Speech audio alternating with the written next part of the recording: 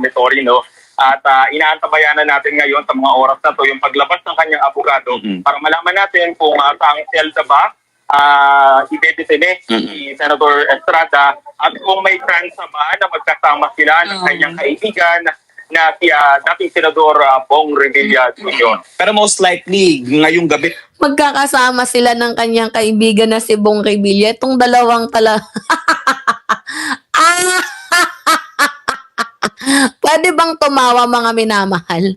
Aalamin kung pwedeng magkasama si Jinggoy Estrada at ang kanyang kaibigan na si Bong Revilla. So, kahit pa rin po sa pinakaduluduluhan ng mundo, magkasama pa rin tong dalawang to.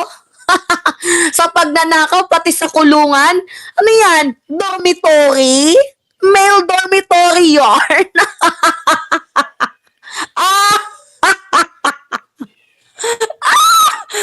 Paano ba ito nasisira yung pangako? Ano yan? Male dormitory? Cosa forever, sabi ni Tato. Diba, nakinig ninyo? Parinig ulit sa inyo yung balita, mga minamahal. Parinig natin sa inyo. Makinig kayo, mga kababayan. Eto na, pinapakinggan nila kung magkakasama sa kulungan si Jinggoy at si Bong Revilla. Unangay na ninyo. BFF forever. Sabi ng tingnan nga si Joe Alonzo tumatawa. Sabi ni Lito Braga, they were granted a pardon but in the end they both ended up back in jail. Sabi ni Tato, there's forever in prison.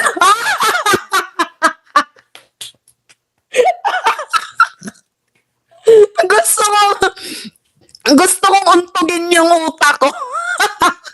Naging male dormitory.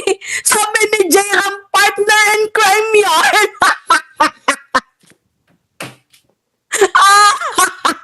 Together again, Cosa.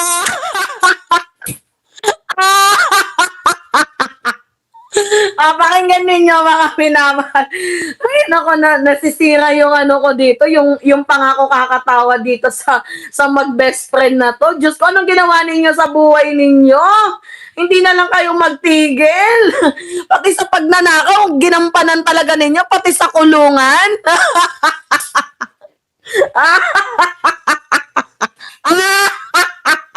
Continue tayo. Pakinggan natin. At kung may chance ba ng abogado para malaman natin kung saang selda ba idedetine si Senator Estrada at kung may chance ba na magkasama sila ng kanyang kaibigan na si dating Senador Bong Revilla Jr. pero most Pinapakinggan kung may chance ang magsama sila ng kanyang kaibigan. Ng kanyang kaibigan. Ng kanyang kaibigan sa kulungan. Di ba? Ano kaya yung magandang kanta para sa kanila? Forever young, I wanna be forever. Hindi. Together forever, there's nothing in between. Di ba? Dancing over, ang cute naman ng dalawang to. Kahit sa kulungan, best friend pa din kayo. Sana all. Di ba? Gusto kong untugin yung utak ko. Ang boring. Asap ng ano nila, no? Ng banding nila. Banding against crime. BFF banding, sabi ni ni Melski. Forever. Whenever you go, whenever you know, I'll be right here waiting for you. Sabi ni kung ako si Bong Revilla, tapos makikita ko yung best friend ko na si Jinggoy, sasabihin ko, pre, nandito tayo, pre, walang iwanan, pre. Pre, nandito, nauna lang ako sa'yo, pre, pero sumunod ka, pre. Diba? That's what friends are for. Diba? That's what friends are for.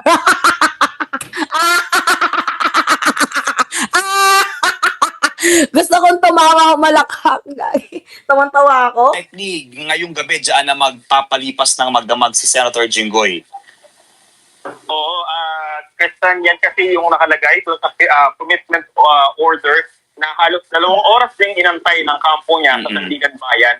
At patunay lang ito doon sa nauna nating flash report kanina na saan kinumpirma nga na dito magpapalipas, dito dadalhin habang dinidinig yung kanyang mga kaso sa Sandigan Bayan. Kung matatandaan natin, bago pa ang lahat ng ito, una ng sinabi ni Secretary of DILG Secretary Don Tremulya na dito sa Quezon City Jail sa Payatas dadalhin o ilalagak yung mga akusado o dawit dun sa maanumalyang flood control project habang dinidinig yung kanilang mga kaso sa Sandigan Bayan. Wala naman siya, Jom, na medical concerns kasi I understand nung mga nakaraang Tinanong pa kung wala ba siyang medical concerns. Meron yung tuhod niya! Yung tuhod ni Jinggoy, mga minamahal, ano daw, masakit. Tapos daw, high blood na daw siya. Puta na. Ay, nako, nagsama yung 2 actors. Diba? Yung 2 artist sa kulungan. Diyan kayo umiyak, diyan kayo humagulhol, diyan kayo makipagkwentuhan sa mga kapwa ninyo inmates. Ay, Diyos ko! Tapos magiging bahay pa ni Kuya ang Senado. Alam niyo yun? Gusto nilang gawing PBB, pati ba naman sa impeachment online voting? Ay, impeachment na yun tapos gagawing online voting. Kayo yung mga talentadong tarantado. Diba? Kayo yung mga tarantadong talentado. Sabi ni JQ, Bong, do you want a message? Sabi dito ni Arnel Savadera, 2 artists, 2 senators, 2 cosa forever. That's what friends are for. That's what friends are for.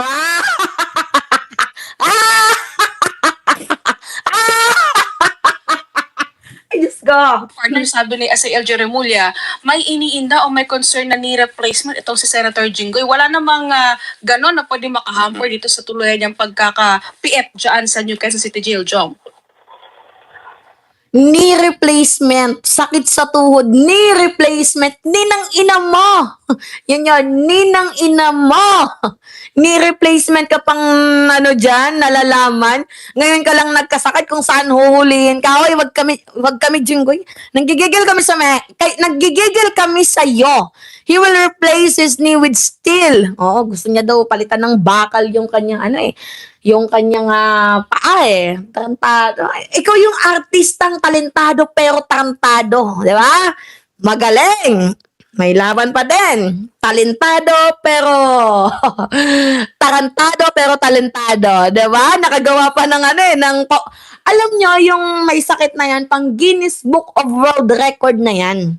Hindi na pwedeng, Diyos ko naman, nasa na tayo, 2026? Magto 2027 na. Diyos mio naman. Magto 2027 na. Tapos yung palusot mo, ganun pa din. Wala pa din pinagbago. Di ba, Todasay? Ano ba naman yan? Naray mo? Kaya alam mo, isa yan dun sa mga inaabangan din natin. No? Kasi kaya nga nang nabanggit na kanya ring abogado na si Atty. Noel Austria, may hinihindang sakit sa tuhod itong si Senator Estrada. Inaalam natin ngayon kung dahil ba sa kondisyon na yan, posibleng sa hospital muna dalhin si Senator Estrada gaya nga ng nangyari din kay ex-DPWH at Secretary Manuel Bunoan dahil sa ito naman, ang hinihinda naman ito ay mataas na blood pressure umalo. Hypertension. Alright. Sige, maraming salamat, Radyo Patrol. Sino ba naman ang hindi ma-high blood? Pangatlong, ay nako, kung si Bongo, pangalawa, si Jinggoy, pumangatlo, hindi pa kayo natuto. Hindi lang once, hindi lang twice, thrice. Tapos sasabihin mo, hindi mo alam yung Miranda rights. Ay! Pwede manggigil. Nanggigigil ako, payakap nga ng mahigpit. Hanggang sa mag-violet ka. Talentado, pero tarantado. Baka kosa yan. Anyway, mga minamahal. Dapat si Robin yung director nitong dalawang to eh. Grabe tong drama nila.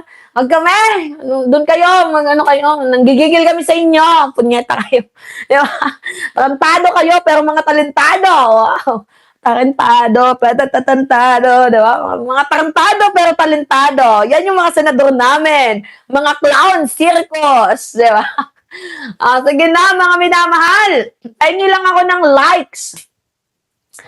I-likes naman ninyo itong ating video. Sige, click nyo mga minamahal yung likes. Ikaw, Arnal Sabadera, Enrico Cruz, i-like ninyo yung video, tapos i-comment nyo yung pangalan nyo at kung taga saan kayo bago tayo mag-end nang ma-shoutout natin yung pangalan ninyo. Kasi mag-almost 1 hour na tayo nag-chichismisan dito. Alright. Shoutout sa'yo, Rena Toclarin, Jess Fortes. Diba? Sino pa? Si Born Fake News. Diba? Si Shwem Prank. Si Bacol Manoragon. Si Romel Di Torres. Diba? Oy, thank you, Bacol Manoragon ng Maryland. Si Mel Fernandez. Si Sand Dust Flower ng Pampanga. Yan. Si Joanne Alonzo. Yes. I remember you as always. Si Melski. Yan. Alright.